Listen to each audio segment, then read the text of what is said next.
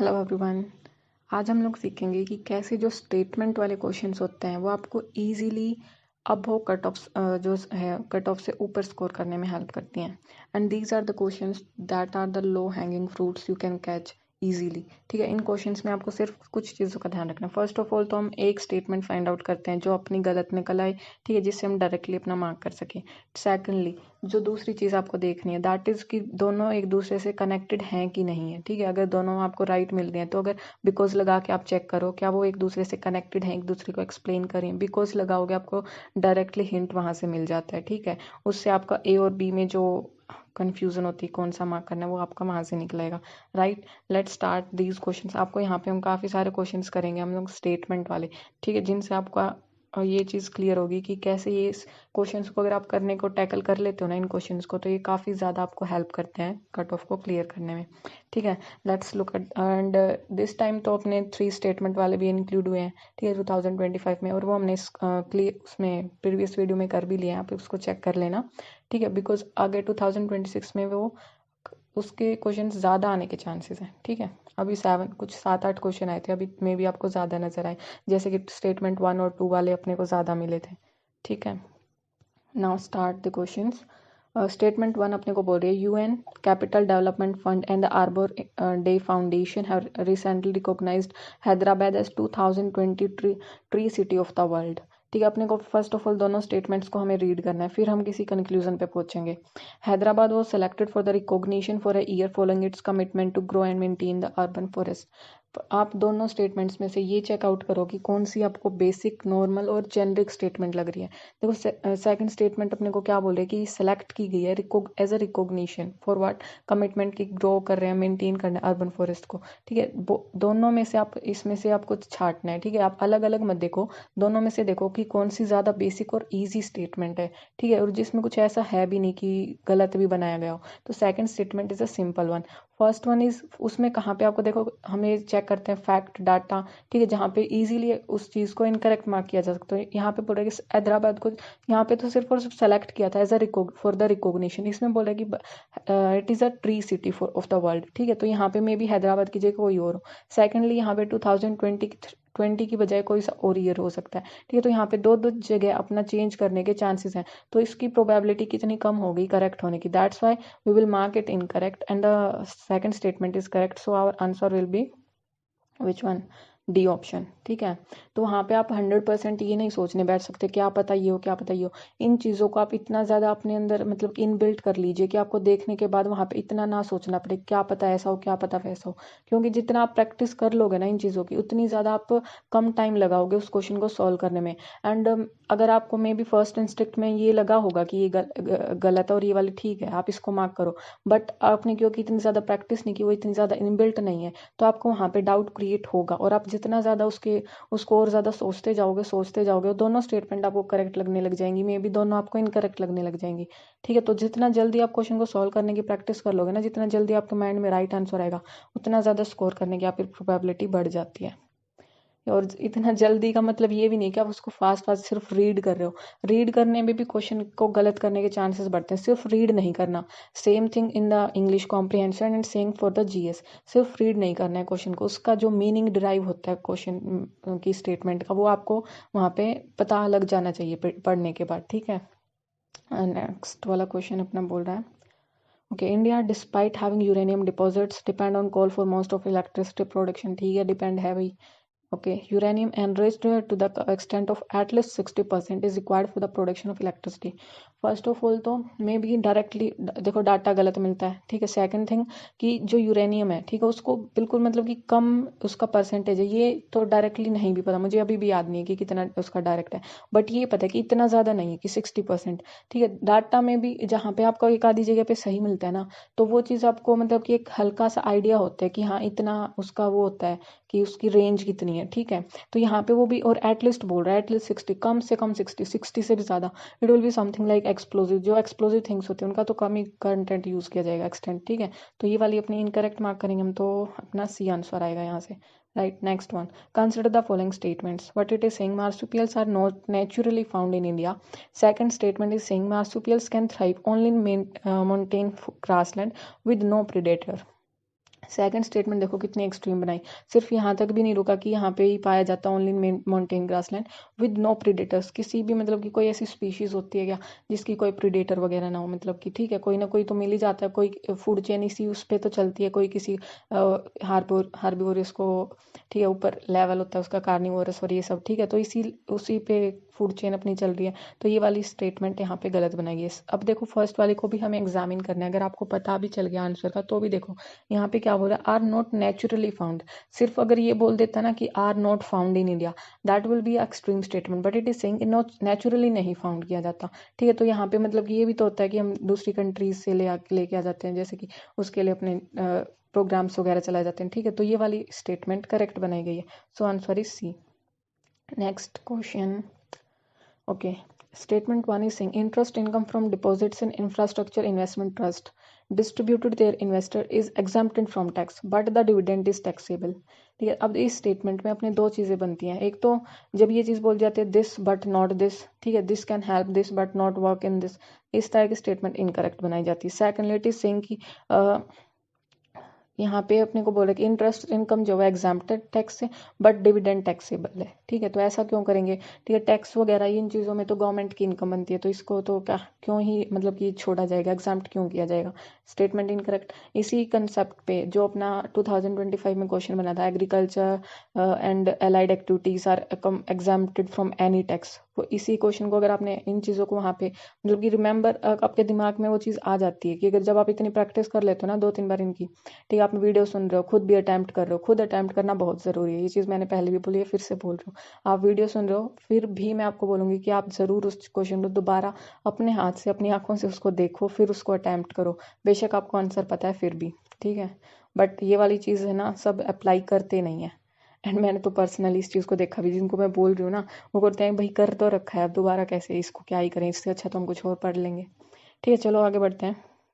Invests are recognised as borrowers under the securitisation, अब ये वाली स्टेटमेंट इनकरेक्ट बन गई एंड इसमें कुछ ऐसा वो भी लग नहीं रहा, मतलब कि इस तरह से इतनी बड़ी बड़ी स्टेटमेंट बना के जब डाला जाता है ना जिसको आपको ही पढ़ने में भी वो लग रहा, ठीक है तो वो गलत है, यहाँ पे ऐसा कुछ बनाया नहीं जाता, ये एक्ट्स वगैरह के ये जनरली गलत नहीं मिलते, ठीक है तो फर्स्ट वाले इनकरेक्ट होगी, that means answer is D.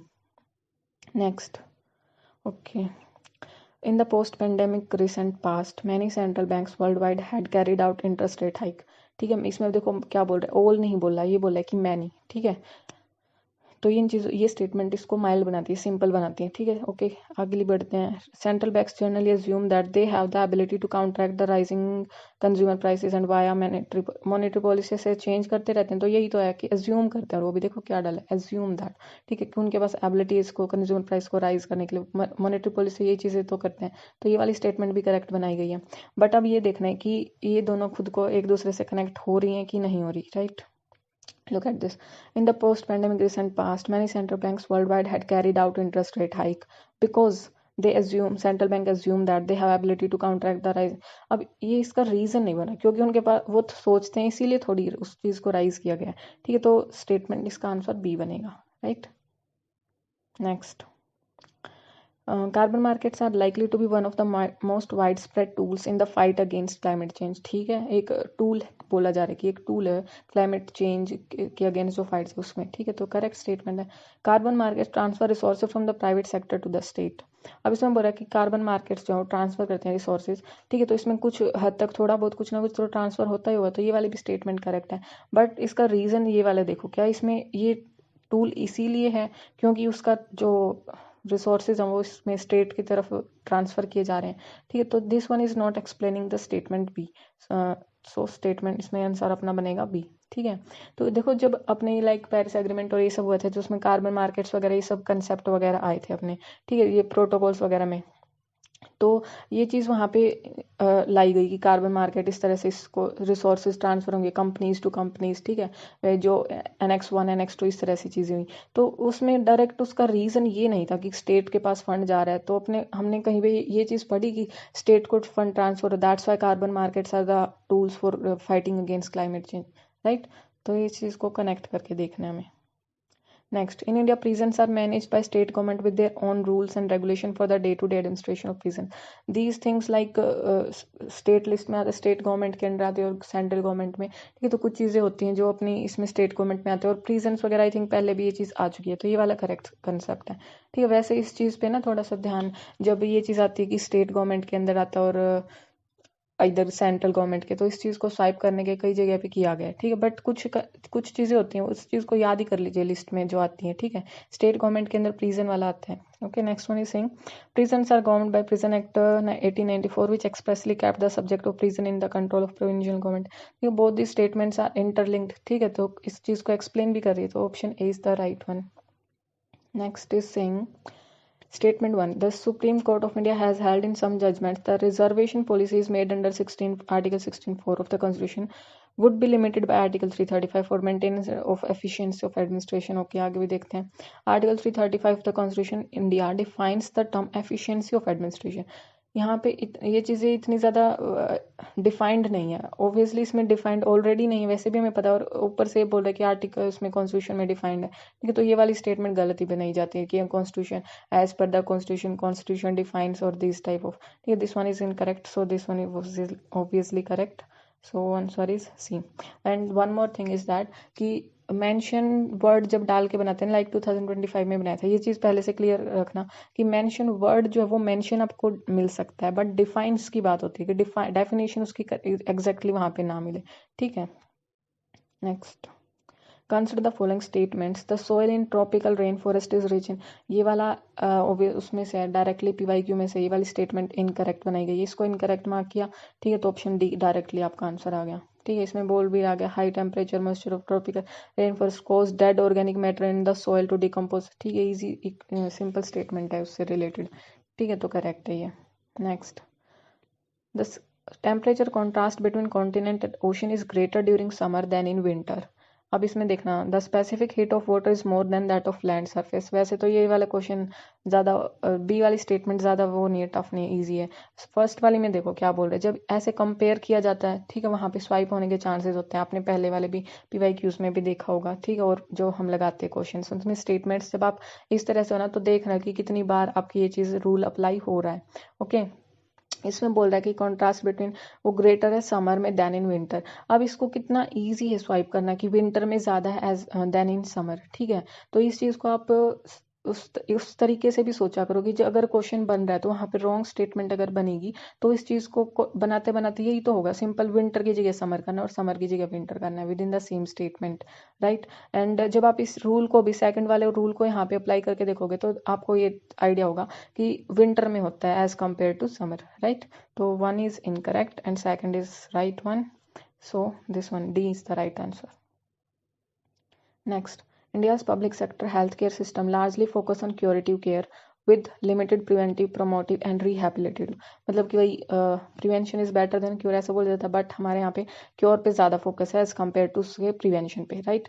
Secondly, in under India's decentralised approach to health care delivery states are primary responsible for organising health service, ठीक है। स्टेट्स ही इसके लिए है, स्टेट सेक्टर उसके अंदर आता है, स्टेट रिसोर्स के अंदर, ठीक है। तो ये वाली करेक्ट है, ये वाली भी करेक्ट है। इसमें कुछ ऐसा मतलब कि ये सब्जेक्टिव स्टेटमेंट, हमने बात की थी ना पहले वीडियोज़ में कि सब्जेक्टिव स्टेटमेंट है कि ऑब्जेक्टिव स्टेटमेंट है, इस चीज़ का ध्यान रखो। तो ये वाली सब्जेक्टिव स्टेटमेंट, इसमें कुछ भी ऐसा इनकरेक्ट नहीं है, ओके। एंड बट बिकॉज इसमें बिकॉज लगा के देखो, क्या हम इस पे क्योर पे फोकस करते हैं एज कम्पेयर टू प्रिवेंशन, तो ये इसलिए थोड़ी क्योंकि स्टेट के अंदर आता है, ठीक है। It is not explaining the statement two, so B is the correct one.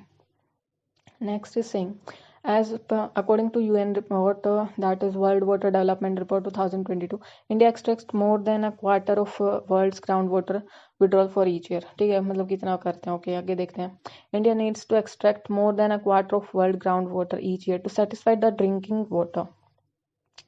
यहाँ पे बात कर रहे हैं ड्रिंकिंग वाटर की नीड के लिए, ठीक है। And sanitation need of almost 18% of world population living in its territory. Now देखो, इसमें मतलब कि मेन तो आपको पता है कि ग्राउंड वाटर जो वो इरिगेशन के लिए जनरली मोस्ट मतलब कि हमने सबने यही पढ़ा, जो ग्राउंड वाटर वो एक्सट्रैक्ट किया जा रहा है उसके लिए इरिगेशन नीड्स के लिए, ठीक है। तो यहाँ पे इसको ड्रिंकिंग वाटर यूज़ किया गया इस चीज़ को। तो मतलब कि अगर PY यूज़ भी किया ना तो ये स्टेटमेंट पहले आ चुकी है ईजिली, मतलब कि हम गो थ्रू होते हैं पूरे सिलेबस में, तो सिंपल फैक्ट हम यही चीज़ पढ़ते हैं, तो उसके बेसिस पे आप इसको इनकरेक्ट मार्क कर सकते हो, ठीक है। तो ये सिंपल थिंग्स होती हैं जो हमारे माइंड में रह जाती हैं, तो उनको आप डायरेक्टली अब आप वहाँ पे 100% कन्फर्मेशन के लिए नहीं बैठ सकते कि मैंने तो ऐसा पढ़ा था बट क्या पता ऐसा हो, ठीक है। तो आप उस चीज़ को नहीं, आपने जो सिंपल गो थ्रू हो आप सिलेबस से, आपने जो चीज़ों को रिवाइज किया पढ़ा, तो उस पर आपको फिर बिलीव भी करना है, राइट। तो अगर ये वाला इनकरेक्ट है तो C is the right one. Next, consider the following statement. Statement 1 is saying 7th August is declared as the National Handloom Day. 2 is saying it was in 1905 that Swadeshi movement was launched on the same day. Now आपने ये वाली statement पढ़ रखी है, simple जब आप modern history पढ़ते हो तो ये बेसिक फैक्ट्स में आएगा, जो मतलब कि किसी को हिस्ट्री ना भी पसंद हो तो जो बेसिक गांधीयन इरा है और ये सब जो मेन मोमेंट्स वगैरह इनका हमें पता होना चाहिए, राइट। तो this one is correct as per that. Now this is saying कि 7th August is declared national handloom day. अब यहाँ पे पॉसिबिलिटी में भी आप सोचो कि 7th August now, but because क्योंकि यहाँ पे इतना मतलब कि वो चांसेस आप ले भी सकते हो और नहीं भी, बट ये चीज़ है कि ये वाली स्टेटमेंट तो आपने करेक्ट मार्क कर ली, ठीक है। तो यानी कि 2 वाली इनकरेक्ट, तो सी ऑप्शन नहीं हो सकता, ठीक है। आप मे बी इनमें कंफ्यूज हो। अब अगर ये वाली करेक्ट आप इसको एज्यूम करते हो, दैट मीन्स इसको एक्सप्लेन भी करेगी वो, ठीक है। तो ऑप्शन बी भी आप कट आउट कर लोगे। तो अगर आप इसको करेक्ट मान के चलते हो तो आपका ए करेक्ट है, but if you mark it incorrect तो आप डी मार्क करोगे। बट यहाँ पे आप थोड़ा सा आइडिया ये लगा सकते हो कि कैसे फैक्ट्स जो है वो UPSC इनकरेक्ट देता है, ठीक है। तो इसमें कुछ ऐसा है नहीं कि वो इनकरेक्ट देने का कुछ बनता है कि नहीं बनता, ये चीज़ इसको एक्सप्लेन कर रही है, राइट। तो आप ज़्यादा पॉसिबिलिटी के साथ जा सकते हो कि कौन से ऑप्शंस, लाइक आप एग्जाम हॉल में बैठे हो तो ये भी डिपेंड करता है उस वक्त आपके माइंड में क्या फैक्ट आता है। अभी मैं बोल दूं कि आप इस चीज़ को जा सकते हो, बट वह प्रैक्टिस के दौरान आपका क्या माइंडसेट बिल्ड होता है कि कौन से ऑप्शंस, कौन सा ऑप्शन ज़्यादा करेक्ट मिलता है, ऐसी स्टेटमेंट्स में वो करेक्ट दिया जाएगा या नहीं दिया जाएगा, वो चीज़ें भी हेल्प करती हैं वहाँ पे, ठीक है। तो वैसे इसका आंसर अपना यहाँ पे ए है, राइट। ओके, अब ये वाला देखो, इस वाले में देखते हैं हम। 2 स्टेटमेंट अपने को गिवन है, दोनों में फैक्ट है। अब दोनों में फैक्ट गिवन है तो दोनों करेक्ट नहीं मिलेंगे यहाँ पे अपनी, ठीक। देखो ये वाला हमारा बेसिक्स में आएगा क्योंकि बी स्टेटमेंट से रिलेटेड किया हुआ है, ठीक है। ये वाला हम बेसिक्स जो अपनी बुक स्टैंडर्ड बुक्स पढ़ते हैं उसमें ये फैक्ट जर्नली नहीं पढ़ते हम लोग, ठीक है। बट द थिंग इज अब ये वाली नहीं पढ़ी तो इसीलिए मैं कह रही हूँ कि दोनों में से एक फैक्ट तो करेक्ट मिला जाएगा, यहाँ पे दिया जाएगा, ठीक है। दोनों इनकरेक्ट का तो ऑप्शन भी नहीं है अपने पास, राइट। तो एक स्टेटमेंट तो ऑब्वियसली यहाँ पे करेक्ट ही गिवन होगी अपने को। तो अब ये देखो, ये फर्स्ट वाली स्टेटमेंट बोलो, one of the standard size of national flag of India is this and the ratio of length to the height of the flag shall be this. ना आप एक नेशनल फ्लैग के ऊपर आर्टिकल मान लीजिए पढ़ रहे हो, उसमें आपको गिवन है कि ये वाली उनकी स्टैंडर्ड रेशियो है, फिर आपको कुछ स्टैंडर्ड साइजेस गिवन है, उसमें से कुछ 6 से 400 ऐसे ही, मतलब कि जिनकी रेशियो सेम बन रही होगी, इतने सारे 4-5 आपको मान लीजिए स्टैंडर्ड साइज गिवन है उसमें, ठीक है। अब आपने वहाँ से ये वाला फैक्ट उठा लिया, मान लीजिए 3:2 का, ठीक है। और एक अब उसी चीज़ को देखो, यहाँ पे ये चीज़ बात है, एक करेक्ट मिलना था यहाँ पे, बट क्योंकि इसी चीज़ को एक्सप्लेन करने के लिए कि ये दिखाने के लिए कि दोनों करेक्ट है, यहाँ पे सेम रेशियो पे उस चीज़ को डाल दिया गया, ठीक है। इसको आप कट आउट करोगे तो रेशियो क्या आएगी अपनी 3:2, मतलब कि जहाँ पे आपको कंफर्मेशन दी जा रही है कि हाँ ये बिल्कुल करेक्ट है, आप इसी को ए को ही मार्क करो, ठीक है। मतलब कि क्वेश्चन में ही आपको मतलब कि ये चीज़ प्रूव की जा रही है कि yes this one is correct. The same is with the question that is like वो था ना अपना मैचेस से रिलेटेड, की मैचेस वो विन करेगा जो ज़्यादा मैचेस जीतेगा, it is a normal fact, right.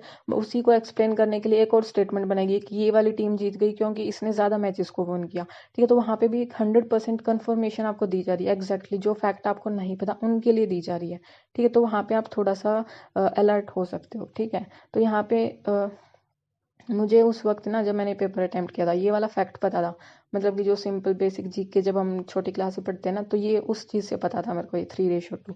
But और मैंने उस वक्त क्या गलती की थी, एक तो ये चीज़ का ध्यान नहीं दिया, 2 फैक्ट गिवन है, ठीक है, तो एक ही करेक्ट मिलेगा, तो उसके हिसाब से मुझे ये पता था तो इसको मेरे को इनकरेक्ट मार्क करना चाहिए था। बट मैंने इस चीज़ को देखा कि ये जो 100% कन्फर्मेशन दी जा रही है कि 3:2, मैंने इसको कट आउट करके देखा तो 3:2 बन रहा है अपना, तो मैंने मार्क कर दिया ए, ठीक है। तो बट यहाँ पे अपना आंसर बनना था 2 1 is correct and A statement is incorrect. ठीक है, तो थोड़ा इन चीज़ों का अपने को ध्यान रखना है।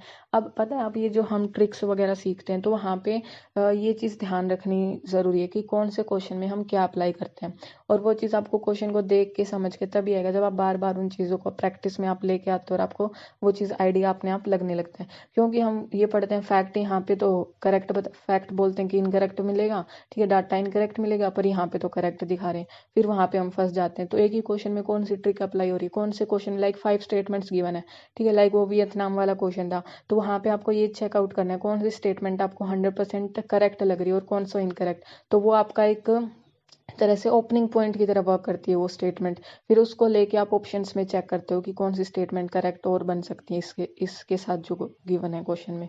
ठीक है, तो हर एक क्वेश्चन को अटेम्प्ट करने का तरीका, लाइक हम वो जो ट्रिक्स पढ़ते हैं कि 5 में से 3 मिलेंगी, 4 में से 2 स्टेटमेंट करेक्ट मिलेंगी, but this is the last one, मतलब कि लास्ट में जब आप आके आपने ये देखा कि क्वेश्चंस कम अटेम्प्ट हुए, आपको ज़्यादा अटेम्प्ट करने हैं, ठीक है, 5 क्वेश्चंस आपको इस तरह से गिवन है, छूट रहे हैं, तो वहाँ पे आप देख सकते हो 5 स्टेटमेंट के आपको 3 क्वेश्चन गिवन है, तो 3 में से 1-2 तो करेक्ट मिलेगा, तो भी नेट पॉजिटिव बनेगा। तो ये वाली रीजनिंग और ये अपना आपको माइंड अपना वहाँ पे खुद अप्लाई करना होगा। ठीक है, आप सिर्फ एक क्वेश्चन में अप्लाई कर रहे हो और वही गलत बन गया, तो आपका नेगेटिव में जाएगा और भी ज़्यादा। ठीक है, तो ये चीज़ें आपको खुद अपने माइंड को इस तरह से ट्रेन करना है कि कौन से क्वेश्चन में क्या अप्लाई करना है और कब करना है। ठीक है, कितने क्वेश्चंस आपको अटेम्प्ट करने हैं, ये चीज़ें सीखनी चाहिए। Okay, next one is saying Constitution Day is celebrated on 26 November every year to promote constitutional values among citizens. And next is saying 26 November 1949, the Constitutional Assembly of India set up drafting committee under chairmanship of B.R. Ambedkar to prepare draft constitution of India. Now ये date देखो कितनी ज़्यादा गलत दी है, 26 नवंबर 1950 में तो अपने apply कर लिया था हम लोगों ने। ठीक है, तो इतने 2 साल 11 महीने कुछ और कुछ दिन, एग्जैक्ट दिन याद नहीं आ रहे, तो इतना तो टाइम लगा था, तो ये वाली तो गलत गिवन है। अब ये डायरेक्ट फैक्ट गिवन है आपको, एंड दिस वन इज मतलब कि जो चीज़ पता होनी चाहिए वो चीज़ गिवन है, तो ये वाली इनकरेक्ट है, तो C is the right one answer. Next, Switzerland is one of the leading exporter of gold, इसमें बोला वन ऑफ द, ठीक है। Second, Switzerland has the second largest gold reserves. अब ये चीज़ जब बोली जाती है कि दिस इतना largest, this is the largest, ये गलत मिलते हैं कई बार अपने। ठीक है, बट जैसे कि तीनों स्टेटमेंट में ही इस तरह से गिवन है, तो वहाँ पे आपको थोड़ा रुक के सोचना पड़ेगा कि तीनों में से ज़्यादा गलत कौन सी बन रही है। बट इन दोनों में से क्योंकि इस क्वेश्चन में तो ये वाली स्टेटमेंट इनकरेक्ट होने के ज़्यादा चांसेस अपने बनते हैं। और secondly, Switzerland is a small country, ठीक है, आप इतनी बड़ी बड़ी कंट्रीज हैं जहाँ पे गोल्ड रिजर्व्स हाईएस्ट मिलते हैं, तो ये वाली सेकंड लार्जेस्ट फिर कैसे बनी, तो A is the correct one and B is incorrect. Next, US and EU has launched trade technology council, ठीक है, करी होगी भाई, अगले देखते हैं। US and EU claim that through this they are trying to bring technology progress and physical productivity under their control. ठीक है, अब ये देखो अंडर देयर कंट्रोल। अब फर्स्ट ऑफ ऑल अगर कोई ऐसा चाह भी रहा हो ना, तो ऐसे पब्लिकली इस चीज़ को अनाउंस करने वाली चीज़ें नहीं होती, और ये चीज़ बोल रहा है कि अंडर देयर कंट्रोल, उसको सब कुछ अपने कंट्रोल में लाना चाहिए, तो it is extreme and negative statement. This one is incorrect, this one is right one, so C is the right answer. Next, India accounts for 3.2 of global export of goods. And next is many local companies and some foreign companies operating in India have taken advantage of India's production link incentive scheme. This is a simple and basic statement. ठीक है, profit तो लिया ही होगा, ठीक है, उसका advantage मिला ही होगा इनको। फर्स्ट वन इसमें अपना डायरेक्ट फैक्ट गिवन है। अब यहाँ पे आप इस चीज़ को सोचने मत बैठो। अब एक तो फर्स्ट ऑफ ऑल ये बोल रहे हैं 3.2 ज़्यादा है, second thing is only through export of goods, ठीक है, तो दिस वन अपनी इनकरेक्ट मानेंगे हम इसे, तो D is right one. Next, Israel has established diplomatic relations with some Arab states, ठीक है, ये सिंपल बेसिक स्टेटमेंट बनेगी, कुछ के साथ। आगे बोल रहे हैं Arab peace initiative mediated by Saudi Arabia was launched signed by Arabia and Israel and Arab League. First one देखो सम के साथ बोल रहा था कि कुछ, ठीक है, कुछ के साथ। सेकंड वाले में बोल रहा है कि साइन किया गया वो भी, ठीक है, और वो भी Israel and Arab league. Arab league में ज़्यादा इतनी कंट्रीज आती हैं, तो सारी की सारी कैसे साइन करती हैं, वैसे कोई और भी इनिशिएटिव वगैरह लिया जाता है कुछ, उसमें साइन करने में कभी कोई हट जाता है, कभी कोई हट जाता है, ये तो यहाँ पे बोल रहा है कि सभी ने कर दिया, तो ये वाली इनकरेक्ट बनेगी। तो ऑप्शन ए तो करेक्ट हो गया अपना, तो सी इज़ द राइट वन। ठीक है, हमने यहाँ पे देखो इतने सारे स्टेटमेंट के अपने क्वेश्चंस को यहाँ पे हमने डिस्कस किया।